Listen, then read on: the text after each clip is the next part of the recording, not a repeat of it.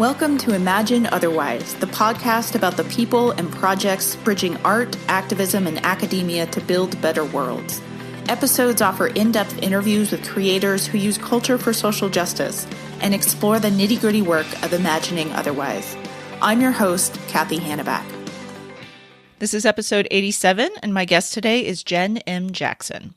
Jenn is a doctoral candidate in the Department of Political Science at the University of Chicago, where she's also received a graduate certificate in gender and sexuality studies.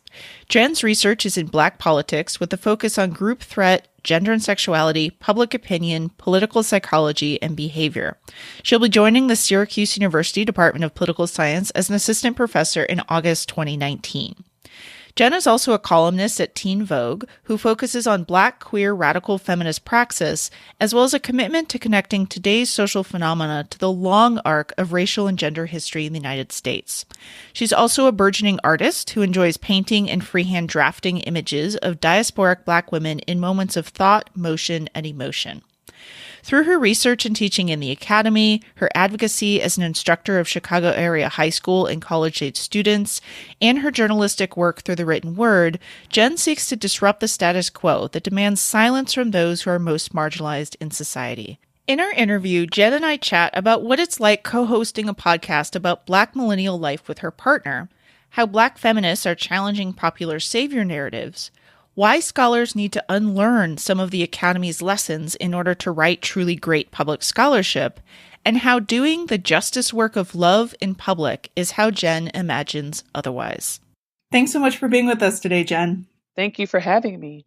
So you are also a podcaster, and you co-host a show called That Black Couple with your partner, Darren. I would love to hear about that process, both about what drew you to creating this show, but also what drew you to creating a show together. Yeah, so my partner and I, we have been together for quite some time. I'm 34, he's 34, but we actually met on the very first day of undergrad. And people, frequently were saying things like, oh my gosh, we need to understand how this all works and how are you doing it, and I think people originally thought that we would create like a relationship podcast, which we are adamantly opposed to, right? For several reasons, mainly because, so I'm a queer Black woman. I'm pretty radical when it comes to politics. I've always been a very non-monogamous person. He is a cisgender heterosexual Black man. He is very monogamous. We have very similar politics in terms of liberation and social justice, but we're very different in terms of how we kind of navigate the world and the way we embody our gender and sexual identities. And so we didn't feel comfortable creating a relationship podcast when our relationship is very particular to us, right? We, have cultivated and curated a space for each of us to exist in such a way based on our experiences and how we've been socialized. So instead, we said, we'll create a podcast where we're going to talk about Blackness and adulting. We'll talk about things that people can relate to. Like, we have 3 children who are 5, 7, and 11. We actively rebuff the idea that we have to teach children to reify or reproduce gender roles. We encourage them to be themselves in whatever form that takes on. And, that creates its own set of challenges because the world does not necessarily like people who move against the grain of the status quo. But our podcast is really, really focused on what it means to be a young Black millennial right now. In today's kind of social and political world, we don't spend a lot of time talking about pop culture issues. So we're not going to follow whatever the big news topic is. We're talking more in general terms about things like the differences across races in terms of how much sleep we get and what does it mean when there are differences in sleeping. What are the differences, for instance, in pay across different groups of women of color? And what does that mean in terms of how it links to larger structures of racial disparateness and a history of colonialism? Like, we're talking about larger issues, and then we'll typically bring them down into today's political issues. And they always kind of wrap up with, how he and I see ourselves situated in those situations, in those instances and issues, and then how we parent through them and how we partner through them. So it's kind of a hybrid podcast. Some people have said, but it's called That Black Couple. Like, you should be talking about couple stuff, And sometimes we do. We just had a relationship issue that came out a relationship episode that just came out last week, which is our very first one where we actually sat and actually talked about dating. And we actually invited some of our friends to help us with that episode. But we're not going to spend a lot of time just talking about dating or just talking about parenting or just talking about coupling. We want to talk about what it means to be young and Black right now. And that's a very dynamic and nuanced experience that goes beyond, he and I happening to be married to each other. What are some of your favorite episodes or topics that you've gotten to tackle on the show? Well, it's funny because our episode last week, episode 22, is actually my favorite episode. Oh, interesting. Yeah. So it was an audience question. We have a Patreon subscription, and at one of the tiers, you can basically say, hey, I'd like to present a question for the podcast. And so we have a long-term listener who had a question about interracial dating. He is a Vietnamese man who's dating a Black woman. They are now engaged. And he wanted to just talk about, the issues around interracial dating and kind of what it means. For instance, what if the races were changed in their relationship? Would people treat them any differently, look at them any differently? And for my partner and I, who are both Black Americans and who are phenotypically read as Black and heterosexual, we said, we would definitely need to call in some help and get some of our friends in. So we actually got 5 of our friends to come and talk about their experiences in interracial relationships. And they've all been in interracial relationships. Some of them are in interracial relationships right now. Some of them are queer, some of them are straight. And so it was really good to actually have the conversation because, things come to light that you haven't considered, or there are new ways of kind of thinking through issues that you believe sometimes are common across relationships or common across different social groups. And then it takes you having that conversation. And sometimes even during the conversation, you begin to metabolize your experiences a little bit differently as you think about other people's perspectives. So I think that was probably my favorite conversation, partly because I also got Darren, my partner, to challenge himself a bit and actually let someone else talk on our podcast. He's the person who's like, I don't want to take this podcast live. I don't want to go outside. He's very introverted. And so I was like, let's try it. Let's do something different. So we were all challenging ourselves in that episode. And I think it actually turned out really, really well. And we've gotten really great feedback on it. Are you going to do any more group episodes coming up? Do you know? I mean, we don't have any plan, but I absolutely want to. I think since that one went so well, I think it's actually a really good idea for us to do that. Plus, people get tired of hearing the same 2 people talking forever, right? We can say interesting stuff, but, at some point it's it'd be really interesting to hear us in conversation with others. And so I definitely think that we're going to go that direction, especially as we're moving out of Chicago to the Syracuse, New York area. And with New York City being so close by and it being a major hub for a lot of young Black podcasters, we'll probably have a great opportunity to do that there. So I definitely see that in the future for us. You mentioned moving to Syracuse, and I know you just got this fantastic new job. Congratulations, yes. First of all. Thank you. What are you, can you tell the listeners, first of all, a little bit about what that new position entails, and what are you excited to do once you get to Syracuse and start teaching? Yeah, so I'll be an assistant professor in political science at Syracuse University. I'm really excited about it, obviously, because, this is kind of when you're in grad school, this is kind of what you're looking forward to. This is kind of the finish line for a lot of people, and that's kind of what they aspire to. And I say for a lot of people, meaning me too, right? But also, I have a really soft spot in my heart for Syracuse. When I was just a wee high school student trying to figure out what I wanted to do with my life, I was still very much so into engineering and architecture, and I was in a program called Summer Search in high school, and they sent me to Syracuse for 6 weeks when I was about 16 years old, 17 years old. And I studied architecture there for the entire kind of middle hottest part of the summer. That's where I discovered that New York is incredibly hot in the summer. I had no idea coming from the Bay Area of California how hot it could get in New York. So I wasn't prepared for that.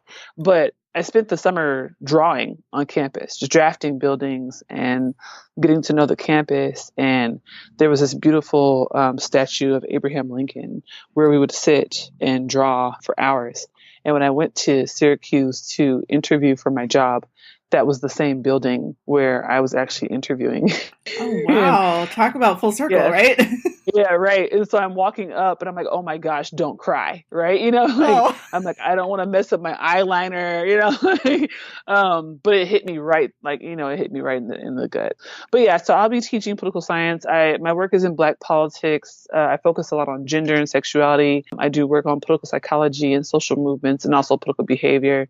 I'm really concerned with thinking about concepts and issues that we typically confront in political science, but we don't necessarily trouble them because there's a long-standing theory behind them. So, for instance, my dissertation is about threat. And in a lot of respects, when we think about threat in terms of the social sciences, we have this idea that only one group can feel threatened, and that's white Americans, and only one group can be the threateners, and that's Black Americans, or maybe immigrants or Muslims or some other group is the threatener, but white Americans are threatened. And in a lot of respects, social sciences, especially political science, we've reified and reproduced this kind of unidirectional relationship with threat and race to the detriment of the work. And so my project is really, really focused on thinking about how we can complicate this idea of threat by making it more general. What happens when we say that other people can feel threatened, and not only can they feel threatened, they can act on those threats, right? What happens when we think about if Black Americans feel threatened by police officers, or if Black Americans feel threatened by white supremacist organizations, or if Latinx Americans feel threatened by the prospect of ICE coming into their community? What does that mean for politics? And what does it mean for this concept that we use so heavily, threat, right? So in terms of the classes I'm teaching, I teach a lot about gender and politics. I teach about Black feminism. And I'm really excited about doing this work at Syracuse because in my conversations with folks there, in my visits there, there's a lot of work on campus happening right now to be thinking about these types of issues, thinking about how to tether the work to the communities, the surrounding communities, thinking about the implications and the stakes of this kind of work. And centering those folks who are the most marginalized. And so it feels like it's a good place for me, specifically at this point of my career while I'm still early on and very much so doing the research that I really want to do. I'll be able to work with a lot of really fantastic students who are committed to the same kind of ethos and also embedded in activists and organizing opportunities. So I'm like elated. I mean, I'm still a little terrified because I still have to get to like graduation on June 15th. But after that, I think it'll be a little bit more smooth sailing, both in terms of my mental state and in terms of like the empirical world around me. But it's going to be really fun. that's awesome. So in addition to being a scholar and a podcaster, you're also a journalist. And I know you have a regular column with Teen Vogue where you talk about a lot of these kinds of issues that you just mentioned about Black politics, about gender and sexual politics, about contemporary political and social issues. What are some of your kind of favorite stories or issues that you've gotten to address through your work at Teen Vogue and other kinds of journalistic outlets? It's always hard to pick a favorite, but I think one of my favorites is at Teen Vogue, my article that I wrote last year, Black Women Are Not Your Superheroes. It's one of my favorites mainly because it's an issue that we continue to grapple with in our daily lives. I literally was just tweeting about this today and yesterday. I've been talking to several people about this process where there's a certain burden that comes along with being deified and being kind of isolated as some type of like unicorn, like magical cool creature that both dehumanizes and reduces Black women or anyone that this happens to, obviously celebrities as well. Those types of kind of mythological, you're somehow different from us narratives. It becomes very dangerous. I think in the case of Black women, what I've noticed over the past year or two is there's this desire that since the political world and the social world is very difficult in some instances to understand or navigate. And because it is at times very disheartening and very lacking in hope, people typically will look somewhere for something. If it's not Beyonce or Oprah, then it's Kamala or Stacey Abrams, And I think part of the issue that I have with this, as I put in the article, is that in a lot of cases, Black women have worked at multiple marginal positions in order to survive due to the structural disparities in the country, due to the long arm of racial slavery and our racial history in this country. the likelihood that a Black woman, especially a working class Black woman, or disabled Black woman, or queer Black woman, has experienced kind of the undue burden of those systems is much higher than other social groups. And that experience and that socialization, that type of experiential training, is not magic. And surviving it is not magic. Surviving it is knowledge creation, it's knowledge production. Surviving it is figuring out new and clever ways to supersede a system that would prefer that we not be here, or that we not thrive, or that we not breathe. And so I like that article because it's pushing back against this whole thing where it's like, any Black woman on the ticket for president and I'll vote for her. Black women will save us. Or, inside my body is a sassy Black woman who's going to tell someone off and do the right thing. Or, all these narratives around how it's the Black woman who's going to take over the political system and figure it out for all of us. It's the Black woman inside me that will get me to do the right thing. It's the Black women who are the moral compasses of our community. It's just a very dangerous way for us to function. And it's harmful to Black women. It's harmful to us because we are human. We are humans who deserve the fullness of emotion. We shouldn't have to don capes and fly or do magic tricks in order for folks to see our value. But beyond that, it also takes the heat off of other people who are also complicit in and actively participating in these various systems that make it hard for us to survive. So that's like my favorite piece. I've written for Bitch Magazine for quite some time as well. I was a columnist for some time as well.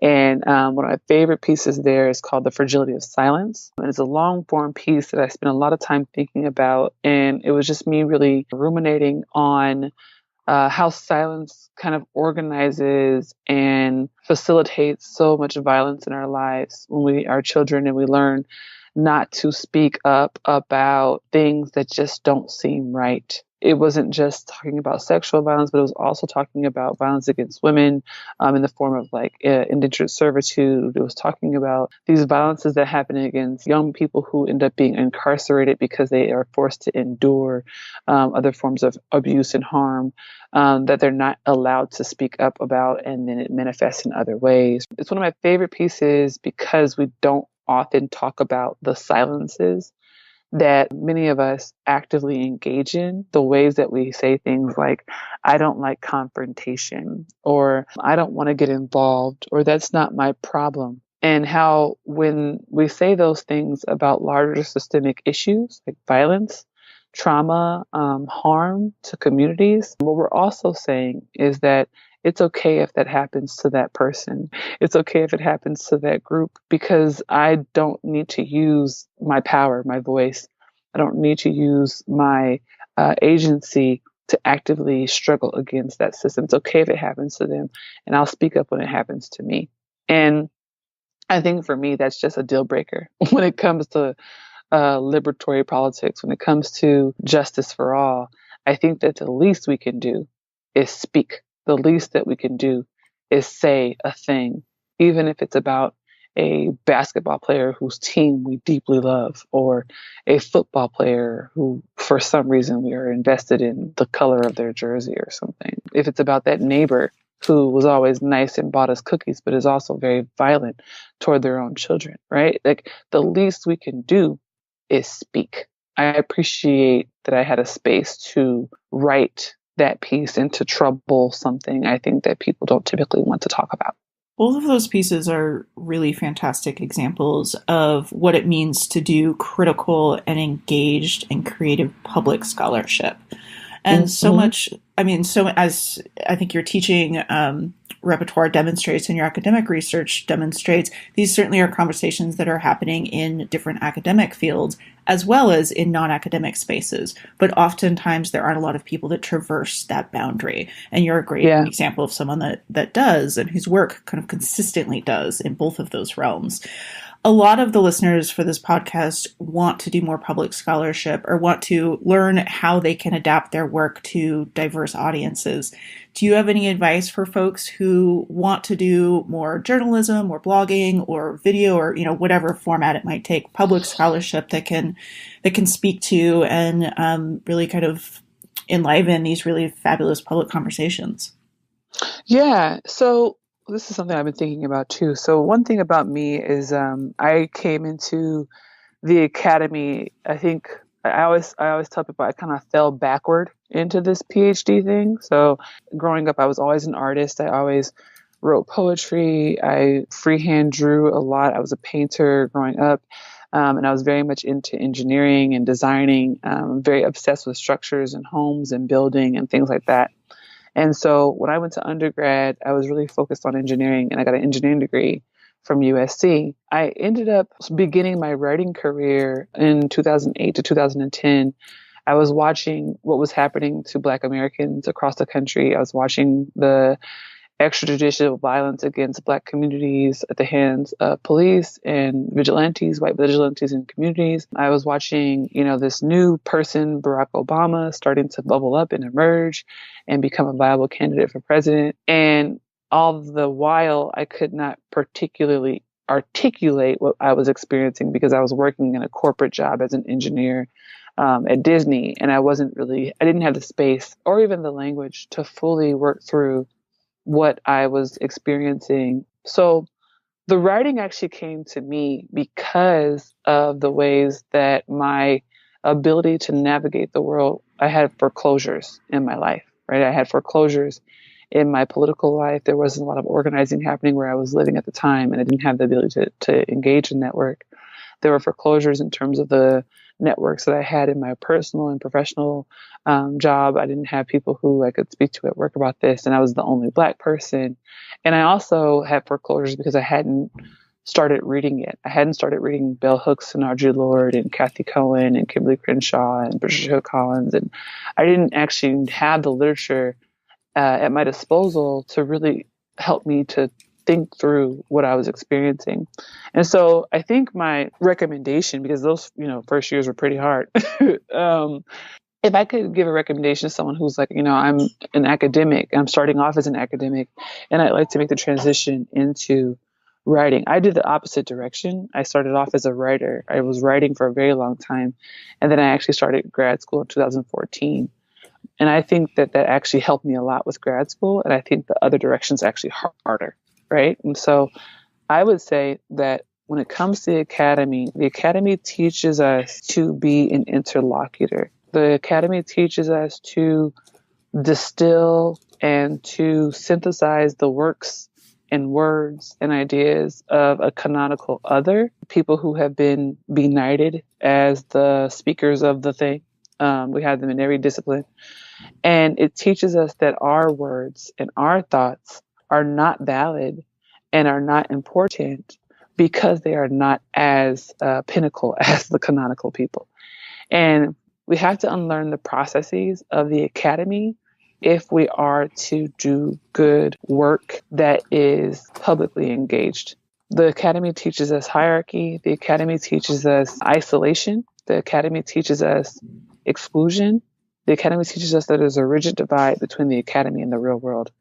And I wholeheartedly and vociferously rebuke the idea that the academy is somehow operating in a vacuum separate from the real world. And I think that's why my writing, for some people, they read it and they say, oh, it bridges these gaps. For me, I'm just writing about my life, right? I'm just writing about my experiences. I'm writing about what I'm thinking through. I'm using the tools necessary and the tools at hand to have those conversations. And sometimes they are more academic tools that I've acquired through my academic training. Sometimes they are more experiential tools that I have acquired through my socialization and my upbringing and my personal life. And sometimes they are some kind of hodgepodge mixture of the two, So I would say for folks who really want to start working in journalism, first of all, everyone has something to say, something valid that is their part of the world. And we have to not reproduce the things that harm others, reproduce the systems that harm others. So if there's a genuine commitment to justice and a genuine commitment to liberation for all people. And that is why we're going to write the things, not for status, not for acclaim, not for position or fame or a blue check on Twitter, but because we actually believe that, hey, this is a thing that needs to be out in the world and it needs to be accessible and it needs to not be behind a paywall or behind a subscription only wall or whatever it may be. Then that's where I think that's square one, right? That's square one. And then you just write what you want to write and don't listen to anybody. You know, like you write what you want to write. Obviously you have to listen to editors, but like I've had lots of people tell me, oh, you can't write that. If you're going to be a good academic, you can't say these things. If you're going to be successful, you can't be a full person. And I just disagree. I think that it's up to us within the academy to set the standards and the baseline for what it means to be a good academic and an accountable academic. And for me, that means being a full, accessible human being. In addition to journalism, public writing, scholarship, podcasting, the 9 zillion other things that you do, I know you also paint. A lot of guests on the show have talked about having a kind of creative outlet, whether that's cooking or music or sculpture, or, you know, whatever it is that they do. They often talk about it either as a way to kind of escape or take a break from their work or as a kind of creative engine for it. And I'm curious which one, or maybe a combo of those, is painting for you. I think it takes on different modalities at different times, right? So like it is something that both makes me feel incredibly good. It is a release for me. It is something that I enjoy doing. But I like to paint images of Black people, Black women in particular. I like to center the bodies and the characteristics and the features of Black women, usually Black women who I know in real life. I like to paint them and then I like to give them away. I like to give them away because I think that Black people deserve art. I think Black people deserve beauty. And I think Black people deserve love. I think that they deserve to see images of themselves reflected back as much as possible, specifically Black women. And a lot of the paintings that I've done recently, I've done about maybe 12 to 15 of them in the past 6 or 8 months. And most of them are Black women in some state of eyes closed, jubilation, you know, afro hair, or looking very resolute. Part of that is I've been in Chicago for a long time now for grad school. Grew up in Oakland, California. Black women have been so important to my life. I am a Black woman. But Black women have been so critical to my life and have saved me over and over again from myself and from the world. And this is like my little bit of homage to them. This is like my little bit of like justice to Black women. If I can paint a Black woman and give her herself back, how I see her, with the beauty and the flowers and the colors and the depth and the, you know, people are usually like, oh my God, like this is my face, you know, that brings me joy. But I also think that that's the kind of ways that I think that we, in community with one another, we can use like a politics of love and a politics of radical community building and care, so that we're also practicing the things that we study and write about. You know, what are the ways we can use our skills and our talents and our thoughts and our contributions to actively pour into the lives of one another, into some of those spaces that have been stripped away by the world or that are actively worn down by the world. And so my little painting corner is one of my little spots where I do that. I also make pound cake, so I guess that's one of the spots too. So this brings me to my absolute favorite question that I get to talk with folks about, and that's that big kind of why behind all of these varied creative and intellectual and journalistic projects that you do. That's that world that you're working towards. So I'll ask you what is a big question, but I think an important question.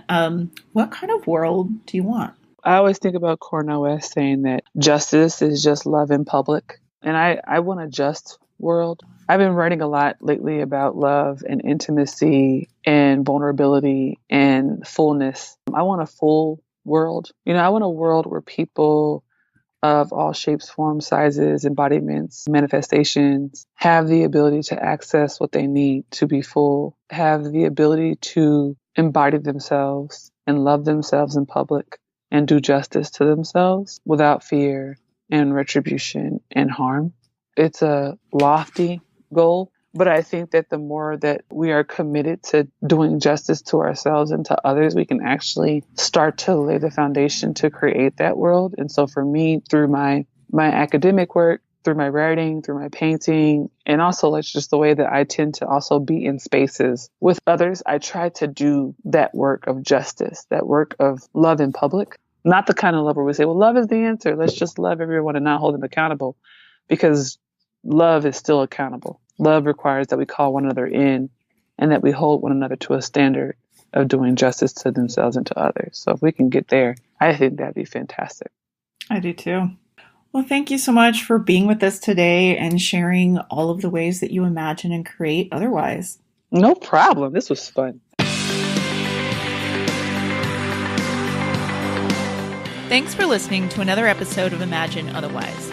Imagine Otherwise is produced by Ideas on Fire, and this episode was created by Christopher Persad, Rebecca Reynolds, Michelle Velasquez-Potts, and myself, Cathy Hannabach. You can check out the show notes for this episode on our website at ideasonfire.net, where you can also read about our fabulous guest, as well as find links to the people and projects we discussed on the show.